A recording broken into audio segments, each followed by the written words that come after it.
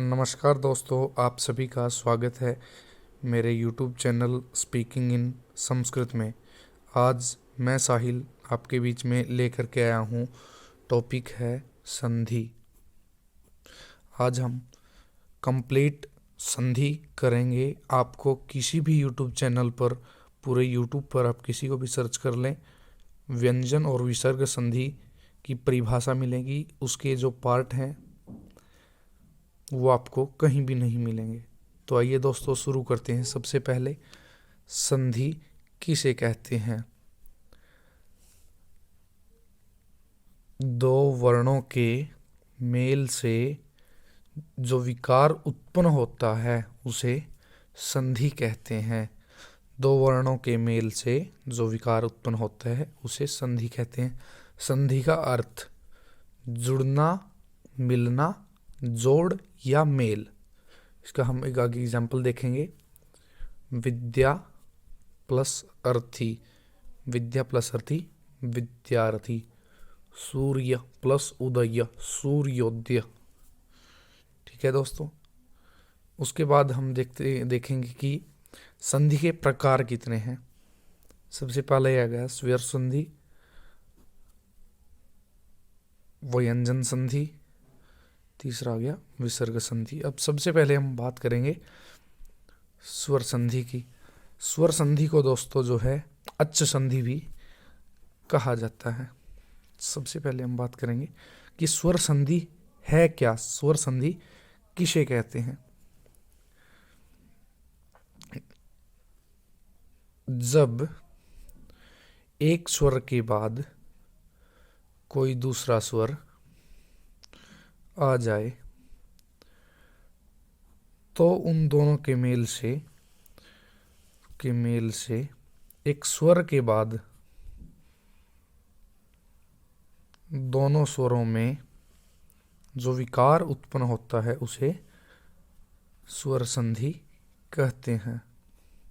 स्वर संधि या अच्च संधि कहते हैं। एग्जाम्पल जो है हम इसका देखेंगे। इसका एग्जाम्पल आ गया रमा प्लस ईस, ये रमेश हो गया। ठीक है दोस्तों। उसके बाद से आ गया देव प्लस इंद्र, देवेंद्र। उसके बाद दोस्तों हम देखते हैं कि अब स्वर संधि के हम भेद हैं जो वो देखेंगे कि कितने होते हैं। स्वर संधि के भेद हैं दीर्घ संधि, गुण संधि, अयादि संधि, यण संधि और पांचवा आ गया हमारा अयादि संधि। अब हम सबसे पहले बात करते हैं दोस्तों दीर्घ संधि की, कि दीर्घ संधि किसे कहते हैं। जब ह्रस्व या दीर्घ अ, ई, उ, री से परे वहीं ह्रस्व या दीर्घ वर्ण आ जाए तो उन दोनों के मेल से वह स्वर दीर्घ अ, ई, उ, री हो जाता है। इसे दीर्घ संधि कहते हैं। इसका आगे हम एग्जाम्पल देख लेते हैं। मृग प्लस अंक, मृगांक। विद्या प्लस अर्थी, विद्यार्थी। उसके बाद दोस्तों हम आगे देखते हैं। द्वितीय जो हमारी संधि है वो है गुण संधि। गुण संधि पहले देखते हैं कि होती क्या है, किसे कहते हैं गुण संधि। यदि ह्रस्व या दीर्घ अ के बाद ह्रस्व या दीर्घ ई, उ, री, लरी में से कोई स्वर हो तो अ प्लस ई मिलकर ए, अ प्लस उ मिलकर ओ, अ प्लस री मिलकर अर तथा अ प्लस लरी मिलकर अल हो जाता है। इसे गुण संधि कहते हैं। इसका जो सूत्र है वो है आद गुणः। इसका हम एग्जाम्पल देखते हैं। सुर प्लस इंद्रः सुरेंद्रः, गज प्लस इंद्रः गजेंद्रः। ठीक है दोस्तों, उसके बाद हम बात करते हैं वृद्धि संधि की, कि वृद्धि संधि किसे कहते हैं। यदि ह्रस्व या दीर्घ अ से परे ए या ऐ हो तो दोनों मिलकर ए हो जाते हैं। यदि अ आ के बाद ओ या औ हो तो दोनों मिलकर औ हो जाते हैं, हो जाते हैं। एवं अ आ के बाद री हो तो आर हो जाते हैं। इसे वृद्धि संधि कहते हैं। इसका जो सूत्र है, वृद्धि रेची। इसका ये आगे हम एग्जाम्पल देख लेते हैं। तथा प्लस एव तथैव, महा प्लस ऐश्वर्य महेश्वर्य।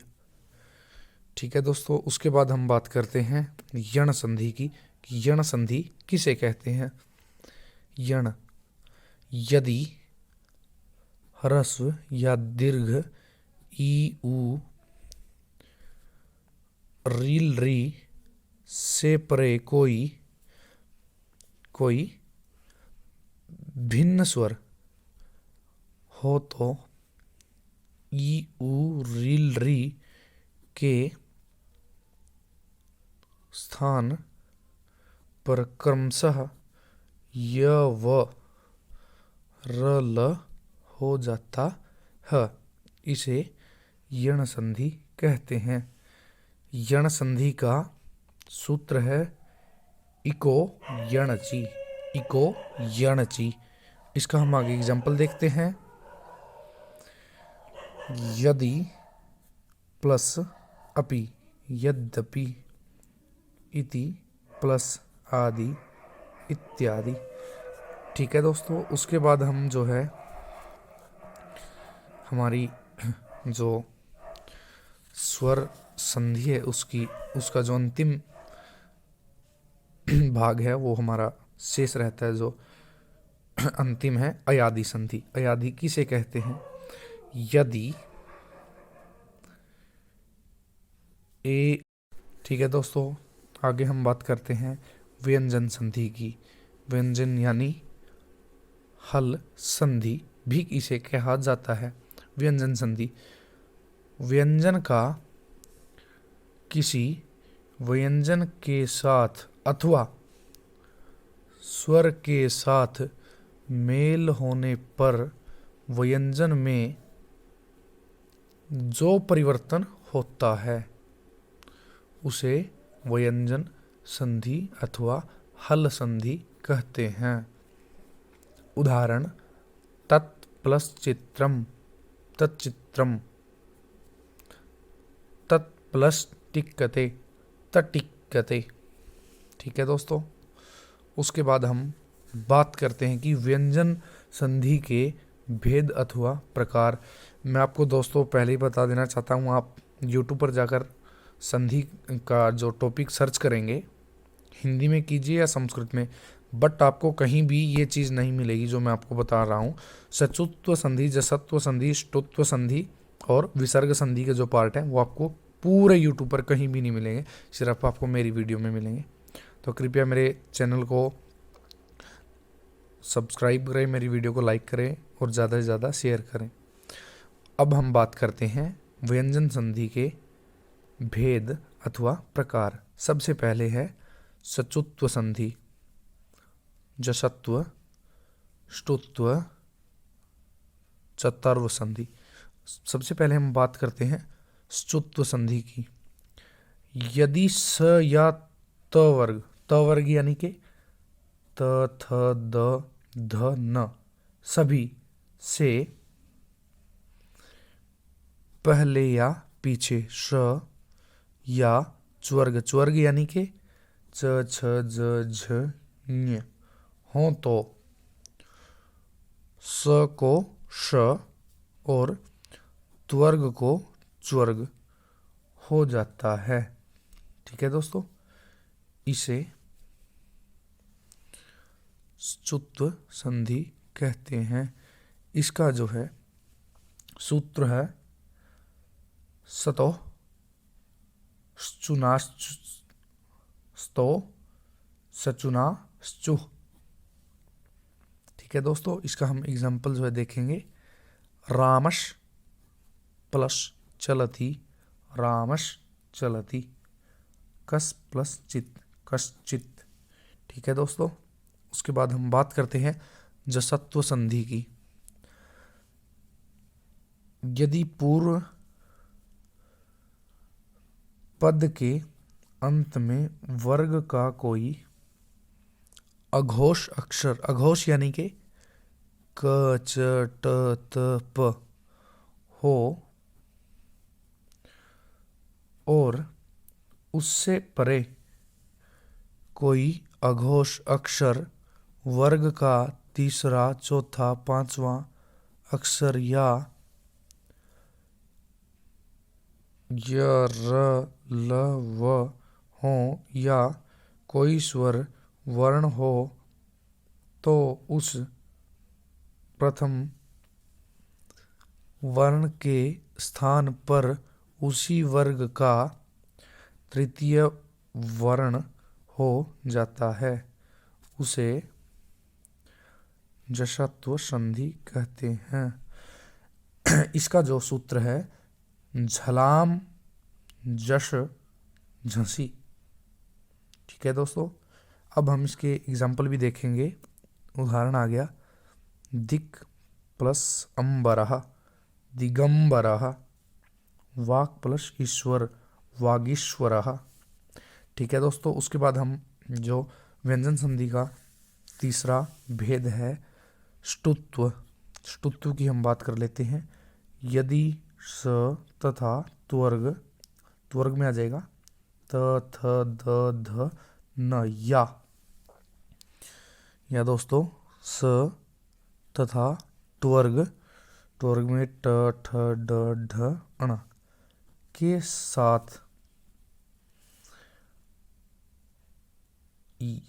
साथ आगे पीछे योग, योग हो तो, योग हो तो स के स्थान पर स और त्वर्ग के स्थान पर त्वर्ग हो जाता है। इसे ष्टुत्व संधि कहते हैं। ष्टुत्व संधि का जो सूत्र है दोस्तों वो है ष्टुना ष्टुना ष्टु, ष्टुना ष्टु। इसका एग्जाम्पल हम देख लेते हैं।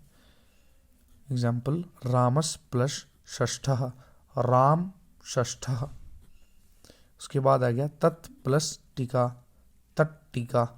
ठीक है दोस्तों, अब हम जो व्यंजन संधि का आखिरी भेद है चतुर्व, चतुर्व संधि की हम जो है बात करते हैं। किसी वर्ग के तीसरे या चौथे वर्ण से परे यदि किसी वर्ग का पहला, दूसरा अथवा स श स में से कोई वर्ण हो तो तीसरे और चौथे वर्ण को अपने वर्ग का पहला वर्ण हो जाता है। उसे चतुर्व संधि कहते हैं। यदि किसी वर्ग के तीसरे या चौथे वर्ग से परे यदि किसी वर्ग का पहला, दूसरा तथा श स में से कोई वर्ण हो तो तीसरे और चौथे वर्ण के स्थान पर अपने वर्ग का पहला वर्ण हो जाता है, उसे चतुर्थ संधि कहते हैं। एग्जाम्पल आ गया सर्द प्लस शु, सर्द प्लस शु, शरत्सु, शरत्सु। छेद प्लस ता, छेदता। उसके बाद दोस्तों जो हमारा संधि का अंतिम भेद है विसर्ग संधि। विसर्ग संधि की हम बात कर लेते हैं। विसर्ग होती क्या है, विसर्ग संधि किसे कहते हैं? ठीक है दोस्तों, जब दो वर्णों के समीप होने पर किसी वर्ण को विसर्ग हो जाता है या विसर्गों को कोई अन्य वर्ण हो जाता है तो उसे विसर्ग संधि कहते हैं। इसका दोस्तों एग्जाम्पल देख। आगे दोस्तों हम बात करते हैं सत्व संधि की। विसर्ग के बाद यदि श श आए तो विसर्ग का क्रमशः श और स हो जाता है। एग्जाम्पल आ गया हरि, हरि प्लस शेते, हरीश शेते। नि प्लस कपटा, निष्कपटा। उसके बाद हम बात करते हैं सत्व संधि की। विसर्ग से पहले यदि ई और उ हो और बाद में क ख या प फ में से कोई वर्ण हो तो विसर्ग के स्थान पर श हो जाता है। एग्जाम्पल हम देखेंगे नि प्लस फलः, निष्फलः। दुह, दुह प्लस कर्मः, दुष्कर्मः। दुह प्लस फलः, दुष्फलः। ठीक है दोस्तों, उसके बाद कुछ एक विसर्ग संधि के प्रकार और रहते हैं, जल्दी से वो करते हैं। वीडियो में दोस्तों बने रहें, ये बहुत ही इम्पोर्टेंट वीडियो है। विसर्ग को उत्व ओ होना, विसर्ग को ओ होना, विसर्गों को ओ होना भी हम कह सकते हैं। यदि विसर्ग से पूर्व अ हो और बाद में भी ह्रस्व अ हो तो विसर्ग को उ हो जाता है, विसर्ग को उ हो जाता है। तथा विसर्ग पूर्व अ के साथ मिलकर ओ हो जाता है। परवर्ती अ का पूर्व रूप हो जाता है और उसके स्थान पर एस चिन्ह रख दिया जाता है। जैसे रामः प्लस अत्र, रामो अत्र। ये जो एस के जैसा सिंबल आपको दिखाई दे रहा है, ये हम प्रवर्ती ए का पूर्व रूप होता है, उसके स्थान पर हम इस चिन्ह का प्रयोग करते हैं। पुरुष प्लस पुरुष, पुरुषः प्लस अस्ति, पुरुषो अस्ति। ठीक है दोस्तों, विसर्ग सहित अ को।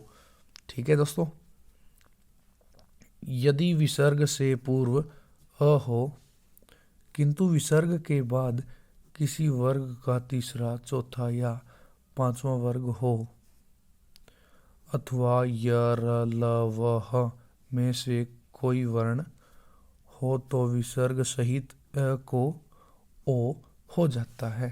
ठीक है दोस्तों, हम इसका एग्जाम्पल जो है देखेंगे। रामः प्लस गच्छति, रामो गच्छति। रामः प्लस ददाति, रामो ददाति। ठीक है दोस्तों, आगे हम बात करते हैं रुत्व संधि की, जो विसर्ग संधि का एक पार्ट है। यदि विसर्ग से पहले अ आ को छोड़कर कोई अन्य स्वर हो और बाद में कोई घोष वर्ग का तीसरा, चौथा, पांचवा वर्ग अथवा य र ल व ह हों तो इस तो विसर्ग के स्थान पर र हो जाता है। हरि प्लस उपवाच हरि, हरिर उपवाच हरे प्लस इच्छा हरे रिच्छा। ठीक है दोस्तों, उसके बाद विसर्ग का लोप कहाँ होता है? यदि विसर्ग से पूर्व ह्रस्व अ हो और उसके बाद ह्रस्व अ से भिन्न कोई स्वर हो तो विसर्ग का लोप हो जाता है। जैसे दोस्तों उदाहरण आ गया कह प्लस अस्ति, क कह प्लस एति, क एति, कह प्लस एषः, क एषः। यहाँ पर विसर्ग दोस्तों थे जो कि यहाँ पर विसर्ग का लोप हो गया। क एति, कह एषः, कह क एषः। ठीक है दोस्तों, मेरी वीडियो देखने के लिए बहुत बहुत आप सभी का धन्यवाद। लाइक करें, शेयर करें एंड मेरे चैनल को सब्सक्राइब करें। Speaking in Sanskrit YouTube channel की इस महत्वपूर्ण वीडियो देखने के लिए आपका धन्यवाद। आपका दिन शुभ हो।